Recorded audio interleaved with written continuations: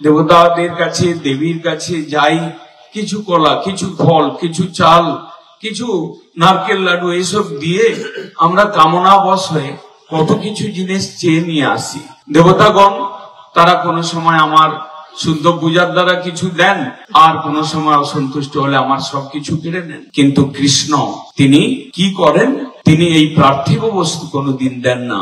কৃষ্ণ বলেন, আমা ভজে মাগে বিষয় সুখ, অমৃত ছাড়ি বিষ মাগে সেই বড় মূর্খ, আমি বিজ্ঞ সেই মূর্খে বিষয় কেন দিব, সচরণামৃত দিয়া বিষয় ভুলাই।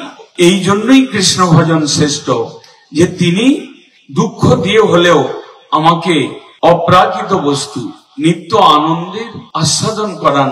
তিনি কোনো পার্থিব বস্তু না দিয়ে আমাদেরকে ঠকান না। সেই জন্য কৃষ্ণ উপাসনা করাই শ্রেষ্ঠ। আপনারা সকলে কৃষ্ণ কথা শুনবার জন্য এসেছেন, সাধুদের মুখে কৃষ্ণ কথা শুনলেন। বিচার করে দেখবেন, চিন্তা করে দেখবেন, কৃষ্ণ ব্যতীত, কৃষ্ণ ভজন ব্যতীত সুখ, প্রকৃত সুখ, শান্তির কোনো আস্বাদন কেউই কোনোদিন পেতে পারে না।